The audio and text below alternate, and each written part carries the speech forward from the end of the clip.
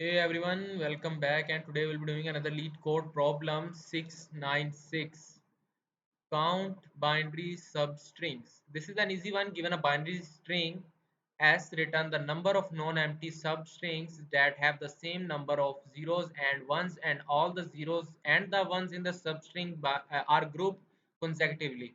The substring that occurs multiple times are counted the number of times they occur. So there is a string which we are given, and we have to, you can say, uh, return the length of the count of the substrings that have equal number of ones and zeros. So here you can see, at first we can just return our count is going to be 1, because this substring 0 0 and 1 1 is going to have the same length. Okay, after that we are going to update it. Also the count is going to be updated to 2, because this also have a 0 1, which is having a same 0 to 1 ratio. And now the count is going to be updated again by 3, because we are going to have the same 0 to 1 ratio. And also this is going to be count is going to be 4, because we again have the same pairing. And now we are at this group and the count is 4, and we are going to return, uh, not return just, but just basically updating our count to again 5, because this is another pair which we are going to add. And now we have a 0 1, another pair, which is going to make our count to 6. So that's it. First pair, then second pair, then the third pair, then the fourth pair, and then the fifth pair, and then after that we can just return the sixth pair. Okay, so that was it. And let's make our pointer. So previous will be, you can say pointer, but this is just like just sliding, you can say, more like a sliding window approach, but this is not a sliding window, just simple things. 0 and 0. Current will be starting from 1, because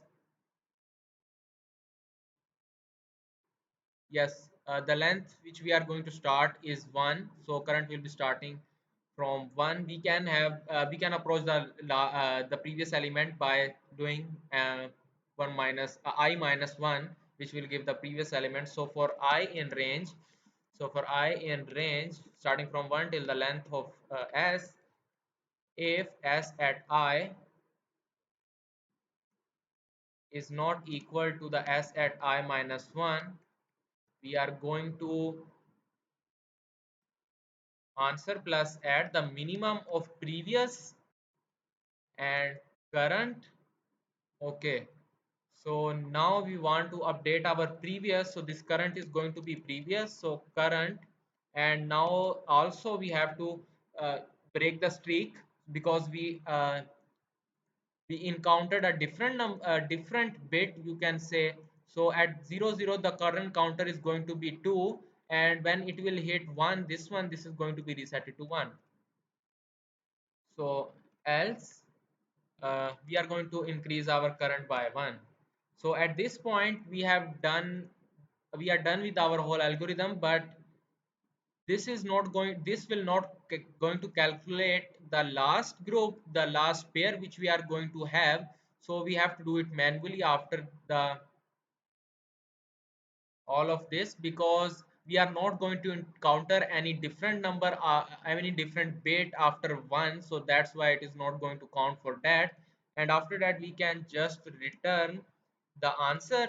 And why we are doing the minimum between previous and current, because the previous is going to have a previous you can say streak of the previous numbers. So suppose if we have 0 1 1, then the previous is holding this 0 count, and the current is holding this 1 count.